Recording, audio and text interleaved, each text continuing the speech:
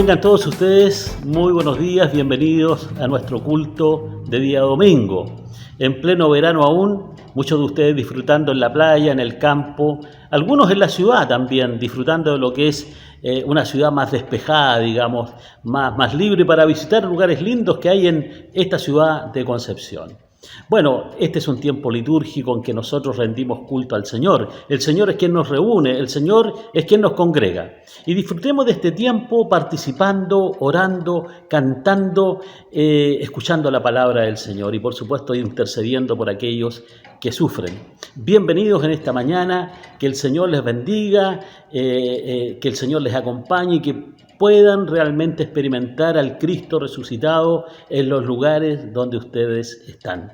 Que el Señor les bendiga. Vamos a orar al Señor al iniciar este servicio. Señor, te agradecemos por esta mañana, por este tiempo que nos das para congregarnos, dejar este tiempo y separarlo para rendir culto a ti, para orar juntos, para estar en tu presencia adorándote, cantando alabanzas a ti. Gracias, Señor, porque sin duda que en la conclusión de este tiempo seremos bendecidos en todo lo que podamos experimentar en estos minutos. Gracias, Señor, por contar con tu presencia. Aun cuando estamos separados físicamente, tú nos reúnes. Tu presencia nos reúne de tal manera que esa presencia tuya también alcanza nuestra vida. Bendícenos en este tiempo, en Cristo Jesús. Amén. Vamos a escuchar música y vamos a cantar también con la música que hemos de recibir en estos minutos que vienen. Participemos con alegría.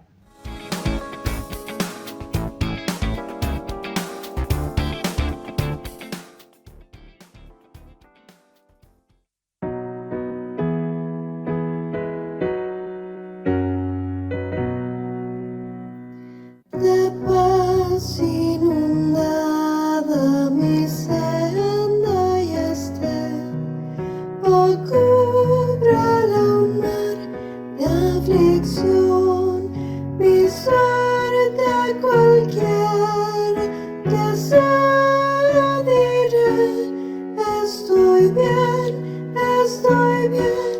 con mi Dios, estoy bien con mi Dios, estoy bien con mi Dios. Ya venga la prueba o me tiende Satán, no amengua mi fe ni mi amor, pues Cristo comprende mis luchas, mi afán, y su sangre obrará mi favor. Estoy bien con mi Dios, estoy bien con mi Dios. Feliz yo me siento al saber que Jesús libróme del yugo opresor, quitó mi pecado, clavólo en la cruz. Gloria demos al buen Salvador. Estoy bien con mi Dios, estoy bien con mi Dios.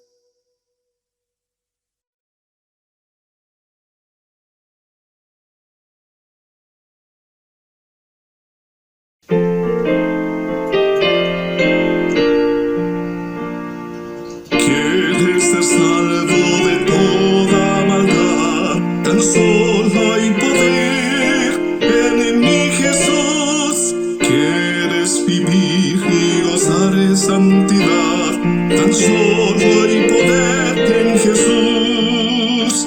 Hay poder, sí, sin igual poder en Jesús, quien murió. Hay poder, sí, sin igual poder en la sangre que Él vertió. ¿Quieres ser libre de orgullo y pasión? Tan solo hay poder en mi Jesús. ¿Quieres vencer toda cruel tentación? Tan solo hay poder en Jesús.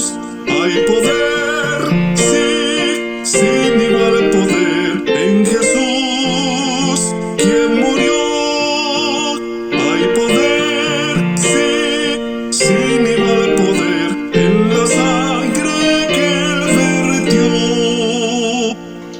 ¿Quieres servir a tu Rey, Señor? Tan solo hay poder en mi Jesús. Ven y ser salvo podrás en su amor. Tan solo hay poder en Jesús. Hay poder, sí, sin igual poder en Jesús, quien murió.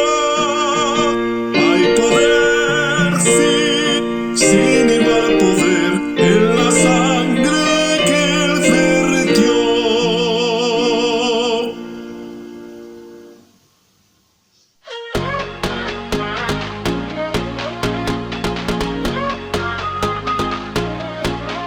Breathe in, breathe out. Stop the endless chase. Surrender all and rest in grace. No need to worry when I can choose to praise. I find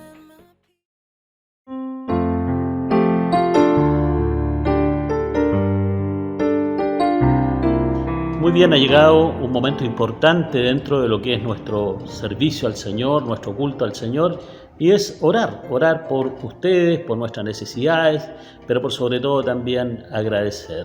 Orar por nuestros ancianos, nuestros niños, nuestras familias, todo lo que ha de acontecer en el transcurso de este año en las actividades propias que hemos de desarrollar. Vamos a orar al Señor. Padre, en esta mañana deseamos acercarnos al trono de tu gracia. Gracia que nos ha venido en la persona de tu Hijo Jesucristo, quien murió en la cruz por nosotros. Gracia que nos ha alcanzado en medio de nuestra pequeñez, en medio de nuestro pecado, y desde allí nos has levantado para hacernos caminar con esperanza.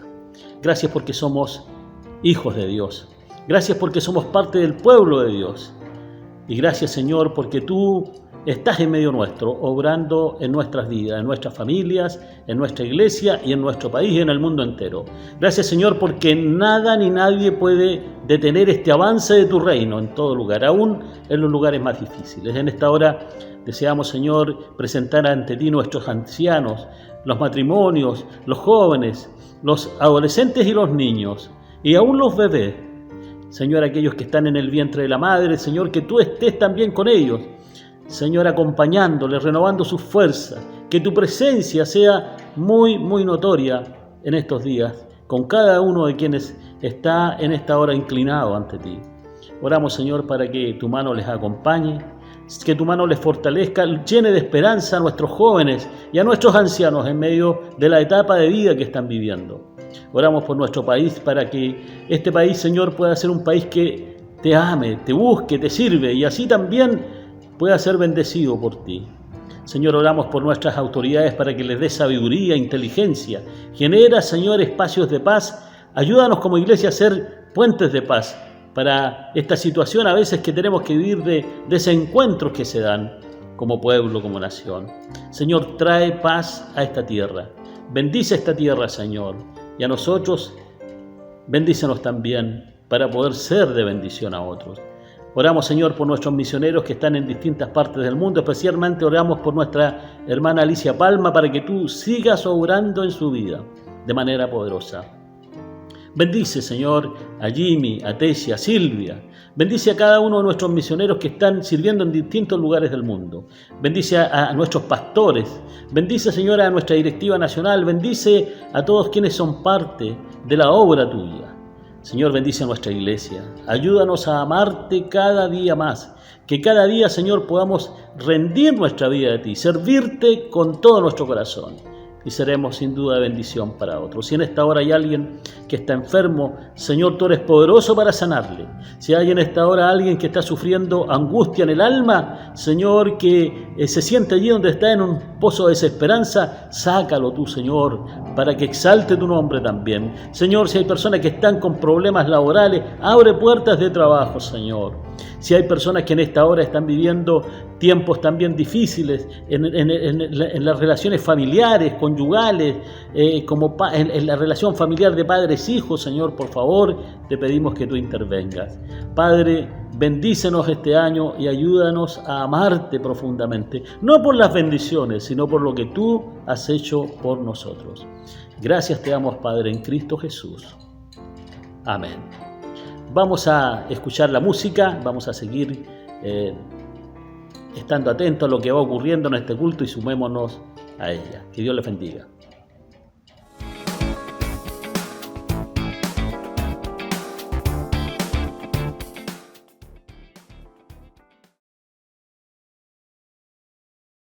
Un saludo cordial, hermanos, y los invito a que cantemos juntos al Señor, a ese Señor que nos da la libertad. Dedique este momento, dedique este tiempo para cantar al Señor y adorarlo con todo su corazón.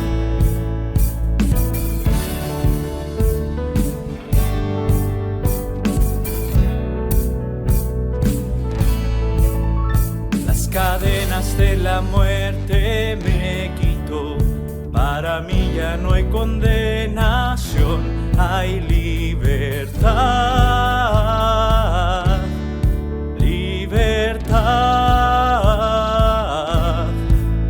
Siendo esclavo del pecado me libró, en la cruz compró mi redención, mi libertad, libertad.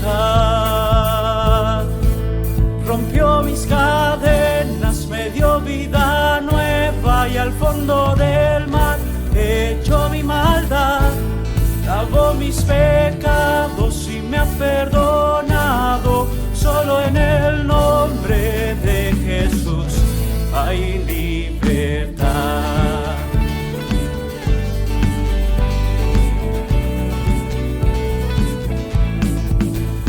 Yo proclamo que en la cruz por mí murió y cambió mi duro corazón por libertad,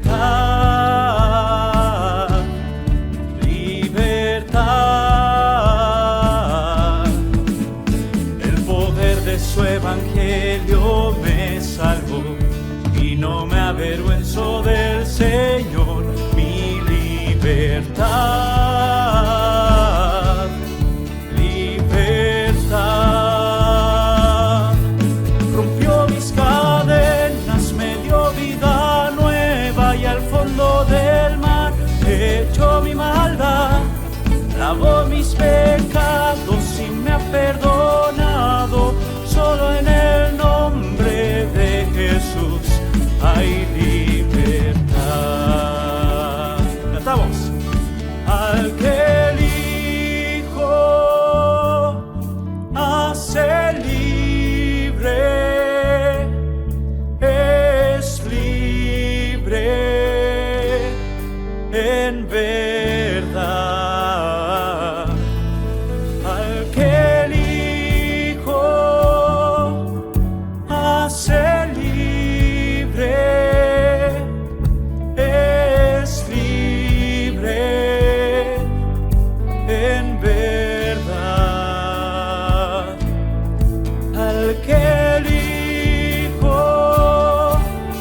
hace libre,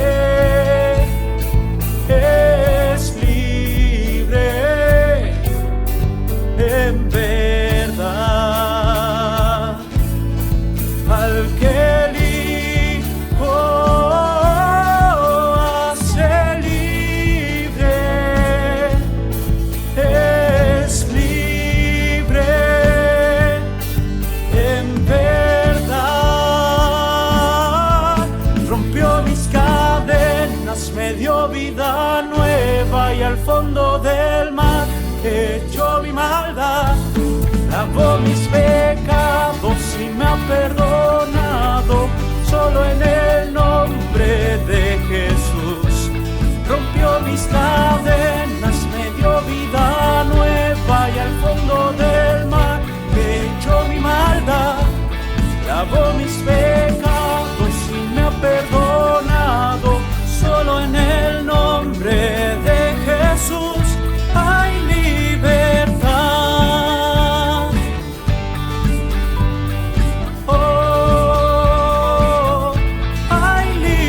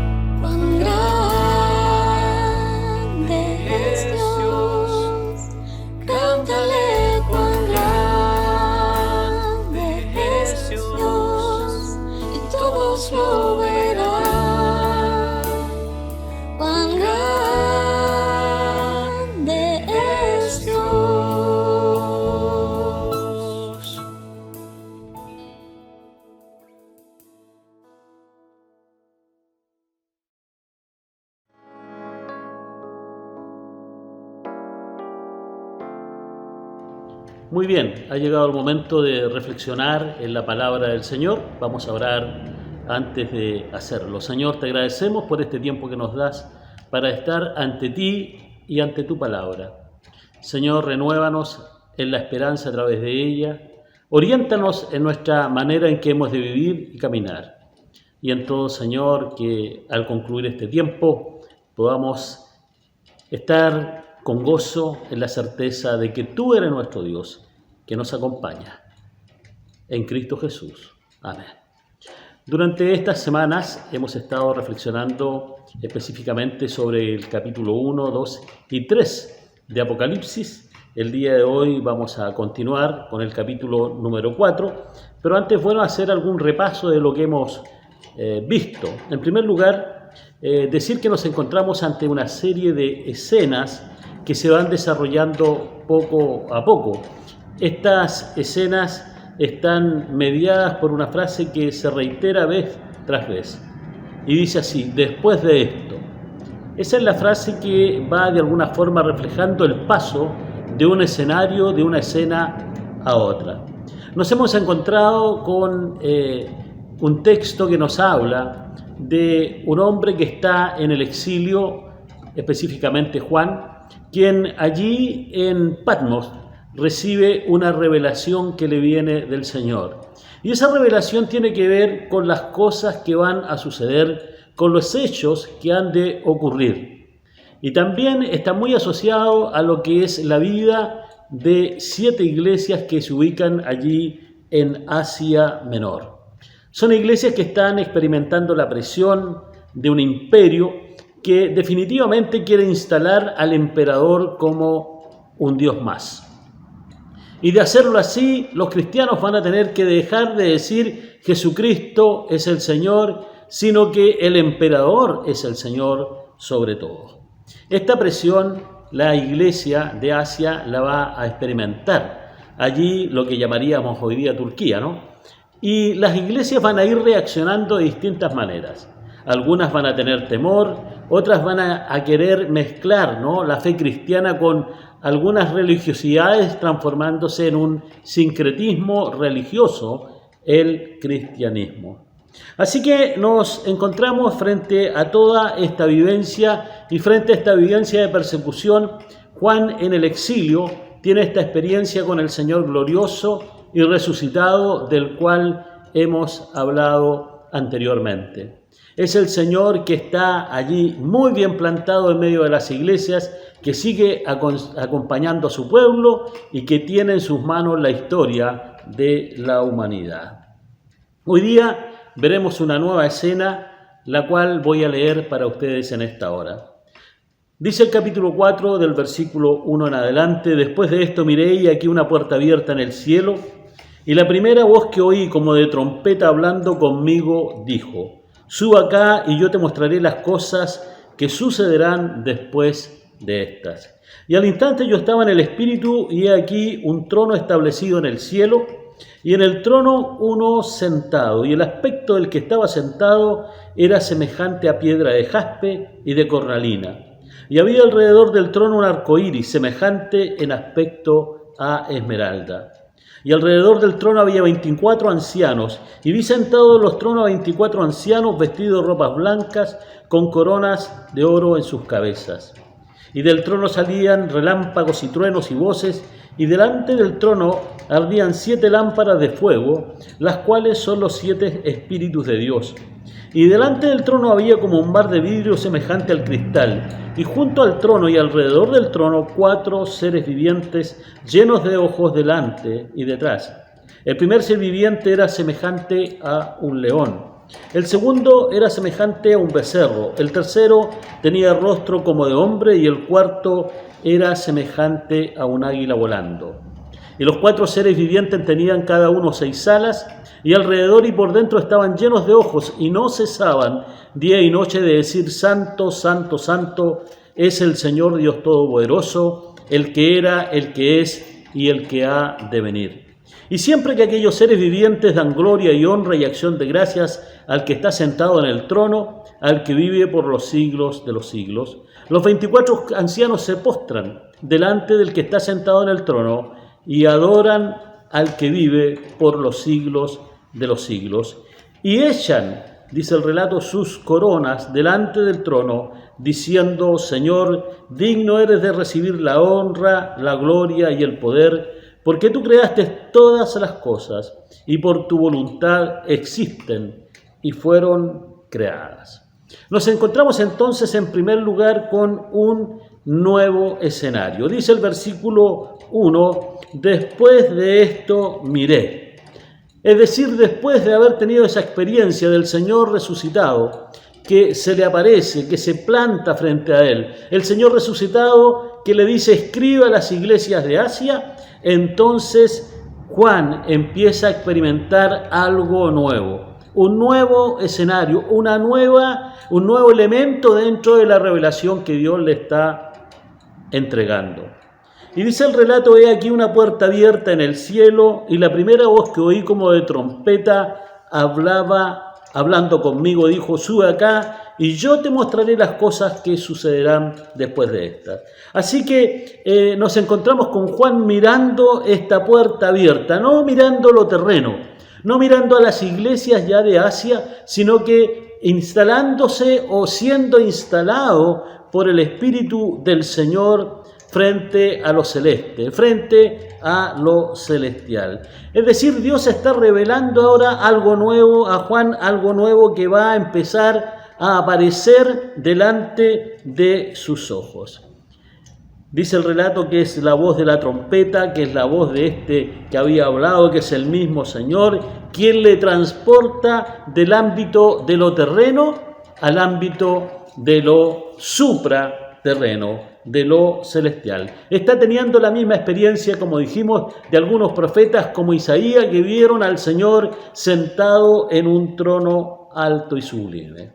Y la voz le dice: te mostraré las cosas que han de suceder. Es decir, te voy a mostrar el plan de Dios para lo que viene acá en el ámbito de lo terrenal. Vamos a ver en el capítulo 5 que allí se nos habla de un libro que está escrito por dentro y por fuera.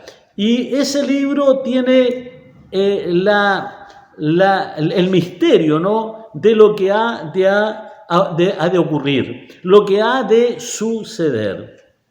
Fíjense que acá, en primer lugar, podemos decir que Dios nunca deja a su pueblo encerrado en el presente. Dios nunca deja a su pueblo encerrado en un ámbito oscuro. No lo encarcela, sino que lo libera para empezar a entender algunos de los hechos que van a ocurrir en el presente, pero también que han de ocurrir en el futuro. Dijimos que si hay algo claro en el futuro, con lo cual el libro de Apocalipsis nos termina enunciando, es cielos nuevos y tierra nueva. Dios siempre toma la iniciativa para decirnos a grandes rasgos, lanzar unas pinceladas sobre lo que va a suceder más allá, pero también lo que va a suceder en el presente, en el ahora. Fíjense que en segundo lugar esta escena nos descubre la majestad de Dios. El versículo 2 dice: y al instante, después de haber escuchado la voz, después de haber visto que el cielo se abre y escuchar la voz que le dice: sube acá, ¿ya? Ven acá porque te voy a mostrar lo que está sucediendo aquí en el ámbito de lo celeste. Dice el relato: yo estaba en el Espíritu. Y he aquí un trono establecido en el cielo, y en el trono uno sentado, y el aspecto del que estaba sentado era semejante a piedras de jaspe y de cornalina, y había alrededor del trono un arco iris semejante en aspecto a la esmeralda. Juan es llevado por el Espíritu al cielo. No es una transportación mística, o que haya entrado en trance, o que haya empezado a repetir ciertas frases, ciertas palabras para trascender. No, el Espíritu se posesiona de él y lo hace ver cosas que, como va a decir Pablo, ojo no ha visto, ni oído ha escuchado. ¿Qué es lo que ve Juan? Lo que ve es un trono, y en ese trono se encuentra sentado alguien que es representado de una manera majestuosa. Tan majestuosa como ha sido presentado Jesús en el capítulo 1 de este libro de Apocalipsis.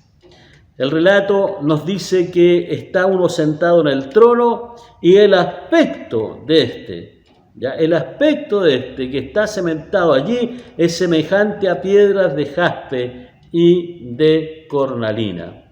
Dos piedras que están en el pectoral del sumo sacerdote, que brillan, que están presentes allí, ¿ya? Y son piedras preciosas. Es decir, realmente el cuadro que está viendo Juan es la grandeza, la majestad del Señor, de Dios Todopoderoso en todo su esplendor. Y había alrededor del trono un arco iris semejante en aspecto a la esmeralda. Fíjense que este arco iris que rodea el trono de Dios nos lleva a pensar en dos temas, por lo menos. Uno, en el pacto de Dios con Noé. Cuando Noé sale del arca, hay un arco iris que le recuerda a Noé que jamás volverá a Dios a castigar a la humanidad de la forma que lo hizo en esa oportunidad por agua. Pero también nos recuerda ese arco iris de algo nuevo que está por nacer. Y acá hay dos cosas muy importantes que podemos rescatar. Juan está en el exilio. Las iglesias están en el exilio, están viviendo la adversidad. Pero de todas maneras, igual Dios sigue manteniendo sus promesas y su pacto con su pueblo en medio de ese sufrimiento. Y por otro lado, está diciendo lo nuevo ya va a aparecer. Lo nuevo empieza a amanecer de tal manera que no tengan temor. Tengan esperanza. Los príncipes de la tierra no podrán destruirles, y los príncipes de la tierra y los reyes de la tierra y el emperador es inigualable a aquel que está sentado en su trono, desde donde reina en ese momento a todas las naciones y hoy día también en nuestros tiempos. ¿Qué imagen más preciosa de Dios? Un Dios todopoderoso, un Dios grandioso, un Dios glorioso, un Dios que allí en lo alto y desde lo alto está gobernando. En tercer lugar, esta escena nos muestra a 24 ancianos. Dice el versículo 4, y alrededor del trono había 24 tronos, y vi sentados en los tronos a 24 ancianos, vestidos de ropas blancas, con coronas de oro en su cabeza. Y la pregunta es, ¿quiénes son estos 24 ancianos? Ha habido muchas hipótesis y teorías al respecto, pero en general se piensa que estos 24 ancianos representan las 12 tribus de Israel y representan a los 12 apóstoles. Es decir, nos encontramos aquí en primer lugar con la historia del pueblo de Dios, o mejor dicho, la historia de Dios obrando en el ámbito de lo terreno. Recordarán ustedes que Dios empieza a forjar y formar un pueblo allí a partir de un hombre llamado Abraham, del cual nacen las tribus de Israel, emergen las tribus de Israel, el pueblo de Dios, el pueblo de fe. Y tenemos a los apóstoles que serían el fundamento sobre el cual la iglesia se va construyendo. Fíjense que acá evidentemente hay una referencia clarísima a lo que es el caminar del pueblo de Dios. Se hace referencia a la santidad de este pueblo también, vestidos con vestiduras blancas, con coronas en su cabeza que hablan de la realeza del pueblo de Dios. Dios es rey y tienen sus hijos, su pueblo, una realeza también en la cual ellos se afirman y la cual viven y expresan. Así que nos encontramos con este pueblo. El pueblo de Dios es el pueblo de fe, que ha caminado mirando a Dios, sirviendo a Dios, siendo fiel a Dios a través de la historia. Son los herederos, los del Nuevo Testamento, especialmente herederos de los patriarcas de las 12 tribus. Todos estos ancianos representan al pueblo de Dios que honra a Dios, que reconoce a Dios como Señor, que gobierna sobre todas las cosas. Ante Dios hay un solo pueblo, el pueblo que le sirve, que le ama, que le sigue y que le cree y que vive en fidelidad a su persona. El pueblo de Dios con esta imagen puede tener certeza. Los tiempos, las situaciones, los exilios, los cautiverios no podrán detener a aquel pueblo que sigue honrando a su Dios. En cuarto lugar, en esta escena se nos muestra un escenario el cual está lleno de imágenes que rodean este trono. Dice del relato: y del trono salían relámpagos y truenos y voces. Fíjense qué interesante que esto tiene que ver, y asociamos esta frase con lo que ocurre en el monte Sinaí cuando Dios entrega la ley. Estos relámpagos, estos truenos nos recuerdan la presencia de Dios entregando la ley a su pueblo. Y delante del trono ardían 7 lámparas de fuego, las cuales son los espíritus de Dios. Estas lámparas nos recuerdan el lugar santo, en donde se ministraba al Señor. Pero también fíjense que acá se le asocia a los espíritus de Dios, es decir, a la multiplicidad de la presencia de Dios en cada aspecto de la vida. Y de delante del trono había como un mar de vidrio semejante al cristal. Ya el mar, que es presentado en Apocalipsis generalmente representando el mal, ahora este mar es un mar de cristal. Es un mar que está ante Dios. Podríamos decir que esto significa que el mal también, ¿no?, está bajo el gobierno de Dios. Tanto el pueblo de Dios y el mal están ante él, pero el mal ha sido derrotado por Dios a través de la muerte de Jesucristo. El gran enemigo de Dios, ¿no? Satanás ha sido vencido, y al ser vencido, entonces el mal también ha sido derrotado. Y junto al trono y alrededor del trono 4 seres vivientes llenos de ojos, delante y detrás. El primer ser viviente era semejante a un león, el segundo semejante a un becerro, el tercero tenía rostro como un hombre, y el cuarto era semejante a un águila volando. Fíjense qué interesante que estos seres vivientes, estos seres celestiales, reflejan la naturaleza de Dios, su plenitud, su poder, su gloria. Pero también estos seres celestiales proclaman la santidad y la eternidad de Dios. Son seres terrenales, acá lo celestial y lo terrenal se conjugan. Y también nos habla un poquito de lo que es el libro de Apocalipsis, ¿no? Donde hay momentos en que aparece lo celeste, lo celestial, lo que está ocurriendo allá arriba, pero también se nos habla de lo que está ocurriendo acá abajo. Tanto lo terrenal como lo celestial están bajo el dominio del Señor. Seres celestiales y terrenos adoran al Señor, proclaman su santidad, proclaman que Él es el Señor.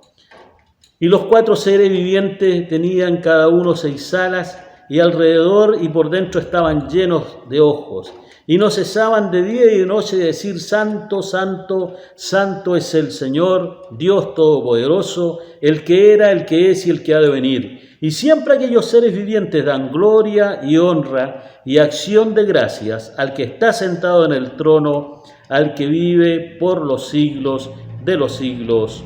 Amén, ¿no? Así que estos seres vivientes celebran la santidad de Dios. Celebran la santidad de Dios en el pasado, en el presente y también en el porvenir. Estos seres vivientes honran a Dios, dan gloria a Dios por su grandeza, por su eternidad. Dan gracias porque Él vive por los siglos de los siglos. Es decir, acá lo que está viendo Juan son seres celestiales, imágenes terrenales y celestiales que se rinden ante el Creador, que exaltan al Creador, que lo reconocen como Señor de la historia, que lo reconocen como Señor del pasado, del presente y del futuro. Lo reconocen como el Dios Todopoderoso. Y qué importante debe ser esto para Juan y para las iglesias de Asia y para el cristianismo de esa época, saber que el Señor reina, el Señor gobierna. Es algo impresionante en este texto, como desde el primer capítulo y pasando por este capítulo 4, si hay algo que se va a repetir es: el Señor reina. En medio de la crisis, el Señor reina. En medio de la adversidad, el Señor reina. En medio de la oposición, el Señor reina. En medio de los avatares de la vida que vive la iglesia y los creyentes, el Señor reina. El Señor jamás dejará de tener todo bajo su control. Finalmente, nos encontramos con la adoración del pueblo de Dios, representado entonces en estos ancianos. Los 24 ancianos se postraron del que está sentado en el trono y adoran al que vive por los siglos de los siglos y echan sus coronas delante del trono diciendo: Señor, digno eres de recibir la gloria y la honra y el poder, porque tú creaste todas las cosas y por tu voluntad existen y fueron creadas. Estos seres que representan al pueblo de Dios reconocen la grandeza de su Dios, echan sus coronas, es decir, se postran ante aquel que es superior a todo, adoran al Señor. Y esta adoración se centra, por sobre todas las cosas, en que Él es la causa y origen de todo, pero también las cosas existen por su poder. No es el emperador, no son los imperios, no son los gobernantes quienes son causa y razón de la existencia humana y de lo creado, es Dios. No son los gobernantes, los emperadores, los grandes magnates, los presidentes, los gobiernos quienes gobiernan, sino que por sobre ellos hay un creador y sustentador del universo. La iglesia de Asia, Juan en el exilio, con esta imagen del creador no les queda menos que dar gloria y honra, porque Él es digno de recibir este honor. ¿Cómo no tener quietud y paz y calma en medio de la tormenta cuando sabemos que Dios jamás nos va a dejar? Él está sentado en el trono. Jesús se pasea y está firme en medio de la iglesia. Por ende, ustedes y yo no tenemos por qué temer. Hay un himno que dice, ya lo hemos mencionado: firmes adelante, huestes de la fe, sin temor alguno, que Jesús nos ve. Podríamos decir, Jesús está con nosotros y Dios está en el trono, gobernando sobre todo. ¿Qué tenemos que hacer? Inclinarnos ante Él y reconocerle como nuestro Dios, como nuestro Rey y Señor, y seguir confiados en que su mano nos acompaña. Que Dios les bendiga en esta mañana, descansemos en Dios. Si está viviendo alguna situación problemática, usted, su familia, si la iglesia ha de enfrentar situaciones de adversidad, no tengamos temor alguno, porque el Señor ha de sustentarnos. Él es el creador, Él es el sustentador del universo y también sustenta la vida de la iglesia. Que así sea. Señor, gracias en este día por este tiempo que nos has dado para compartir tu palabra. Gracias, Señor, porque nos vuelves a recordar que en medio de la prueba tú controlas los destinos de la humanidad, los destinos de la creación. Gracias, Señor, porque nos das el privilegio, como seres terrenales, de honrarte, de glorificarte. Gracias, Señor, porque en esos 24 ancianos también reconocemos a un pueblo de Dios que camina sirviéndote, honrándote aún en los tiempos de adversidad. Trae paz a nuestro corazón y quietud y llénanos de gozo durante esta semana. Que así sea, en Cristo Jesús rogamos. Amén.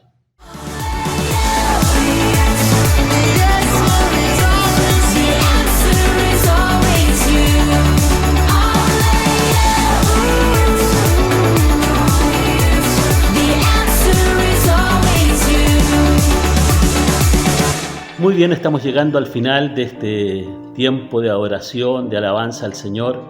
Y ha sido un tiempo lindo porque sin duda usted ha sentido la presencia del Señor allí donde está. El Señor ha estado con usted, ha renovado sus fuerzas, ha abierto una mirada de esperanza hacia lo que viene y nos ha profundizado esa gran verdad, que Él es Señor sobre todo, que su sacrificio y su muerte tiene sentido, tiene valor para el presente, pero también tiene valor para el futuro. Que el Señor les bendiga, que el Señor les guarde, que el Señor haga resplandecer su rostro sobre todos nosotros y nos llene de su paz. Que Dios les bendiga, que tengan una hermosa semana. Bendiciones.